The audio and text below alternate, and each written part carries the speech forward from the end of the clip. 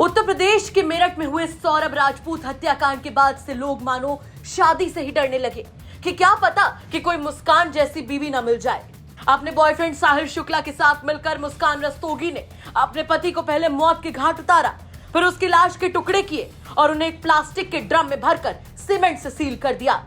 4 मार्च को अपने पति को मौत के घाट उतारने वाली मुस्कान फिर अपने बॉयफ्रेंड के साथ घूमने चली गई।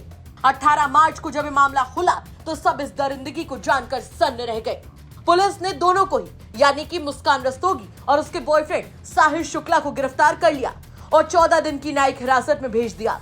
लेकिन चलिए जान लीजिए कि आखिर पति सौरभ राजपूत की हत्या की आरोपी मुस्कान की जेल में पहली रात कैसे कटी और आखिर पूरी रात उसने क्या क्या किया। पति की हत्या करने वाली मुस्कान जेल में पूरी रात नहीं सोई। जेल की बैरक में मुस्कान रात भर करवटें बदलती रही। मुस्कान ने सुबह भी आज खाना नहीं खाया। जेल अधिकारियों से मुस्कान ने कहा कि मुझे अपने किए पर पछतावा हो रहा है। आपको बता दें कि मेरठ में अपने पति और पूर्व मर्चेंट नेवी अफसर सौरभ राजपूत की निर्मम हत्या करने वाली आरोपी मुस्कान की जेल में पहली रात बेचैनी में कटी। वो रात भर सो नहीं सकी और खाना भी नहीं खाया। बैरक में कभी इधर से उधर टहलती तो कभी उठकर बैठ जाती। मुस्कान और साहिल दोनों को अलग अलग बैरकों में रखा गया। जब मुस्कान को पता चला कि उसे और साहिल को अलग रखा जाएगा तो उसके चेहरे के हाव भाव बदल गए। वो चाहती थी कि साहिल उसके करीब हो, लेकिन जेल मैनुअल के मुताबिक मुस्कान को महिलाओं की बैरक और साहिल को पुरुष बैरक में रखा गया।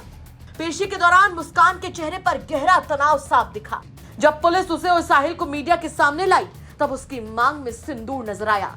मीडिया ने जब उससे पूछा कि सिंदूर किसके नाम का है तो वो पहले घूरने लगी, लेकिन फिर उसने नजरें झुका ली और कोई जवाब नहीं दिया। हालांकि कोर्ट में पेशी के दौरान बाहर खड़े वकीलों ने भी दोनों को घेर लिया और जमकर पिटाई भी की थी। साहिल के बाल खींचे गए, कपड़े तक फाड़ दिए गए थे। पुलिस ने बड़ी मुश्किल से दोनों को भीड़ से बचाकर कोर्ट रूम तक पहुंचाया था, जिसके बाद मुस्कान की दहशत और ज्यादा बढ़ गई है। अब भले ही मुस्कान कह रही हो कि उसे उसके किए पर पछतावा है, लेकिन सौरभ राजपूत अब इस दुनिया में नहीं रहा।